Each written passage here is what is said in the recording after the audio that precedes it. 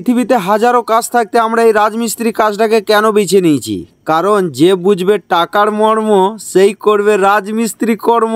Hello বন্ধুরা, কেমন আছো সবাই? আমি তুফান, আর আজকে করব আমরা এই ব্যাক সাইডে বাইরে ভাড়ার কাজ। চলো তোমাদের ঘরে একটু বাইরে ভাড়ার কাজটা একটু দেখাই। তো উপরে যতটা কাজ ছিল আমাদের সব শেষ হয়ে গেছে, আর মাত্র এই নিচের কাজটা বাকি আছে, আর এটাও আজকে আমরা শেষ করব। হ্যালো বন্ধুরা, আমি বলেছিলাম কেরালাতে রাজমিস্ত্রি কাজ করে 90 দিনের ভেতরে আমি কিনে দেখাবো একটা আইফোন, আর আজকে এটা 12 নম্বর ব্লগ। রাজমিস্ত্রি কাজ করে আমি কি একটা আইফোন কিনতে পারবো? এটা জানতে হলে তোমাদের ভিডিওটা শেষ পর্যন্ত দেখতে হবে। তো আমাদের এখন ভাড়াটা ফাঁকা, তাও ভাড়াটা করতে হলে ওপরে যে চ্যানেলগুলো আছে সেই চ্যানেলগুলো এখন নিচে নামাতে হবে। আর আমি একটা ভিডিওতে বলেছিলাম রোদ্রুতে কাজ করে আমি কালো হয়ে গেছি, আর সেখানে একটা মেয়ে আমাকে কমেন্টে বলেছে তুমি তো কালো, আর কি কালো হবে? তার জন্য 2 লাইন, রূপের অহংকার করো না বালিকা, কারণ ছেলেরা এখন আপডেট হয়েছে।